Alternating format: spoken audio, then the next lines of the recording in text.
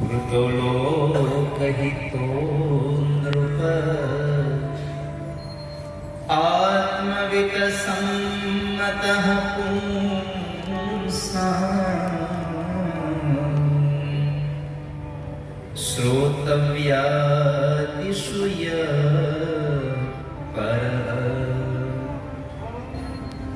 एतावान सांख्ययोगाभ्याम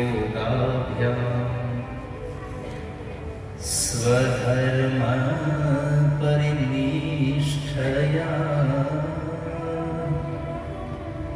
जन्मलाभः परः पुंसाम् अन्ते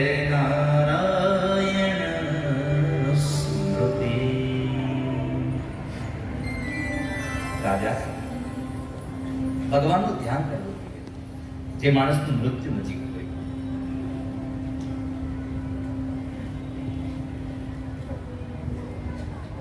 સુખદેવજી મહારાજ કથા કરે છે. ભાગવતનો આરંભ કર્યો અને એ ભાગવતના આરંભમાં કથામાં ચિત્ત લાગ્યું છે.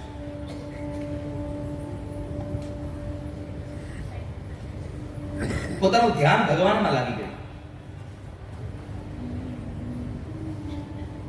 પ્રભુના વિરાટ સ્વરૂપની કથા કરી. આ સૃષ્ટિ એ ભગવાનનું વિરાટ સ્વરૂપ છે. આ વૃક્ષો એ ભગવાનના રૂવાડાઓ છે. આકાશમાં થતા વાદળાઓ એ ભગવાનના જુલ્ફો છે.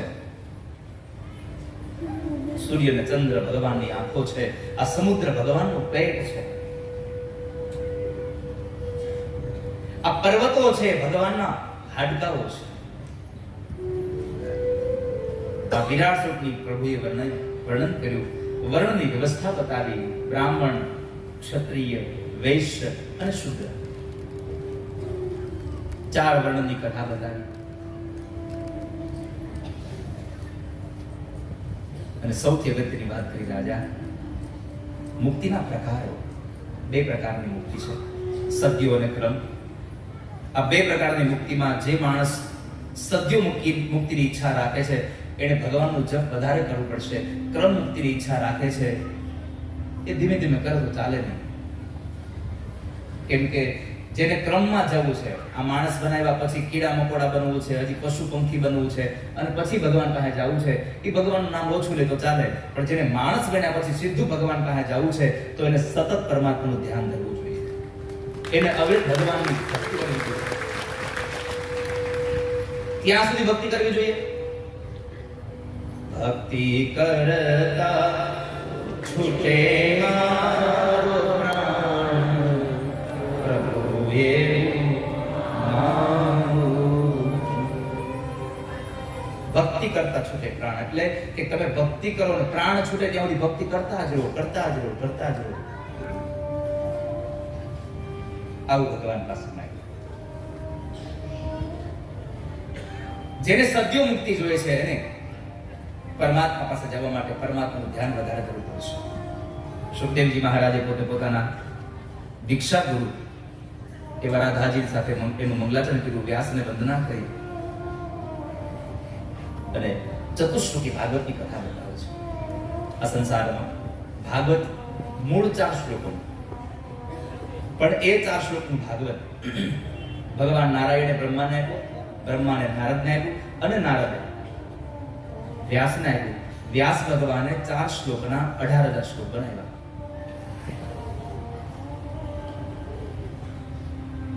એ 4 શ્લોકની કથા અને પછી આ ભાગવત મહાપુરાણ છે. ભાગવત મહાપુરાણ છે એટલે મહાપુરાણના 10 લક્ષણ બતાવ્યા. એ 10 લક્ષણોમાં અત્ર સર્ગો વિસર્ગશ્ચ સ્થાનમ પોષણમ મુક્તય મન્વંતરિષાણુ કથા નિરોધો મુક્તિ વાસ્તવ. સર્ગ વિસર્ગ સ્થાન પોષણ ઉતિ મન્વંતર. પરમાત્માએ પોતાએ આ 10 લક્ષણો આપ્યા મહાપુરાણને. 3જા સ્કંદથી લઈ અને 12મા સ્કંદ સુધી આ લક્ષણોને નામ આપી દીધા.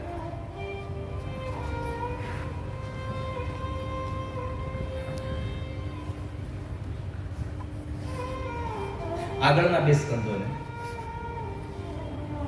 અધિકાર લીલા અને સાધન લીલા. પેલા અધિકાર મળે, પછી સાધન મળે. જેને સાધન મળે એને સર્ગ, વિસર્ગ, સ્થાન, પોષણ, ઉતિ, મનવંતર, ઈશાન, નિરોધ, મુક્તિ અને આશ્રય, આ બધું આમને મળતું છે.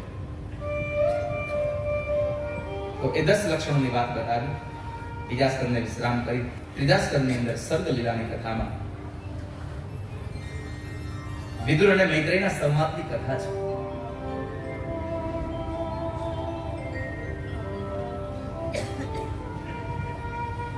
હસ્તિનાપુરના મહામંત્રી વિદુર સમૃદ્ધિવાન ઘરને છોડી અને તીર્થયાત્રા માટે નીકળી ગયા. પરીક્ષિતે પ્રશ્ન કર્યો, બાબુજી, સમૃદ્ધિવાન ઘર શું કામ છોડ્યું? તો કહે છે કે એક વખતના સમયે જ્યારે કૌરવો અને પાંડવો જુગાર રમ્યા ત્યારે પાંડવો હારી ગયા. 12 વર્ષનો વનવાસ અને 13મું વર્ષ ગુપ્તવાસ થયો. એ સમયે એનો 12 વર્ષનો વનવાસ અને 13મું વર્ષ ગુપ્તવાસના સમાપન થતા હતા. એટલે વિદુરજી મહારાજે રાજા ધૃતરાષ્ટ્રની સભાની અંદર સંબોધન કરીને કીધું કે હવે આપણે એનો ભાગ આપણે આપી દેવો જોઈએ.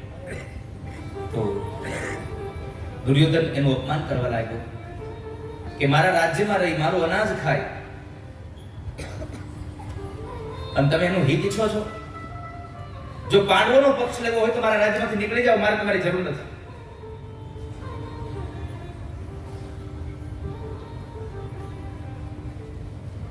વિદુરજી મહારાજનું અપમાન થયું એટલે નીકળી ગયા, પણ પાંડવોના પક્ષમાં ભળી ન ગયા.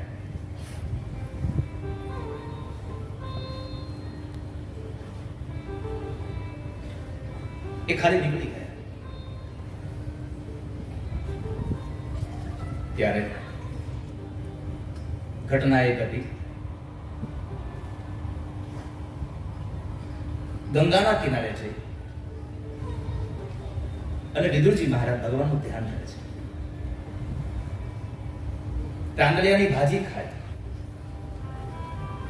પણ એ તાંદળિયાની ભાજીમાં મીઠું ન નાખે. આવું જીવન જીવે.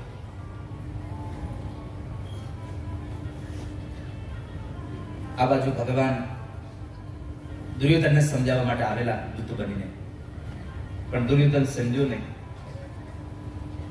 યુદ્ધ એ જ નિર્ણય.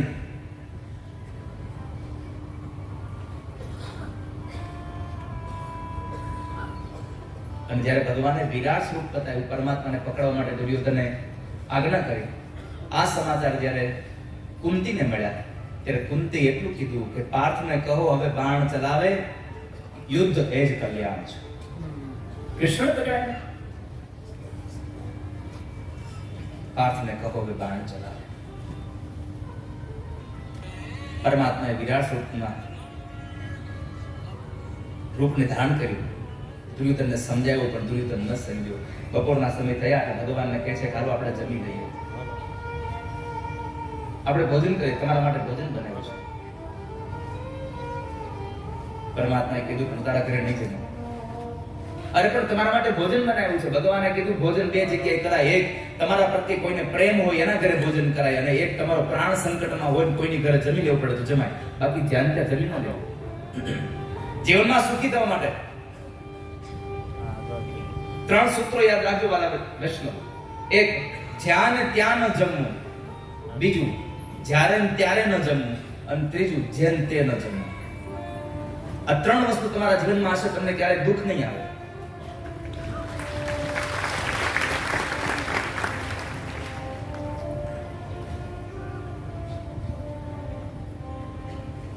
કારણ કે તમે કેવી જગ્યામાં ભોજન કરો છો ને એવા ગુણો તમારામાં આવે.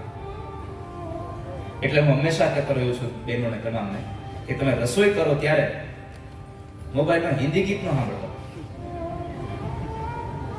પછી છોકરાઓ ડાન્સ કરે છે,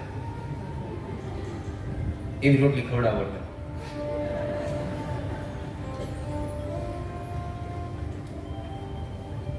ધ્યાન ત્યાં ન જમવું લાલા,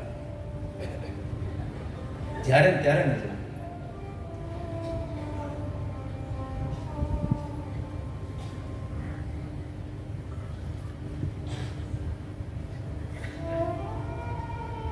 ઘણા તો કથા સાંભળતા ટેવ હોય, આમ મોઢું લોન ખાઈ લે. આમ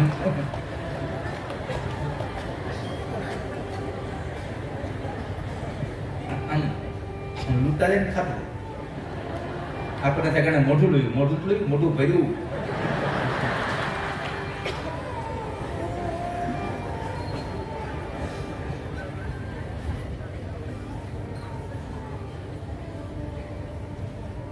ભગવાને ભોજન ન કર્યું. એટલું કાકાના ઘરે ગયા. બંટીનો રોટલો ને તાંદળિયાની ભાજી, બંટીનો રોટલો.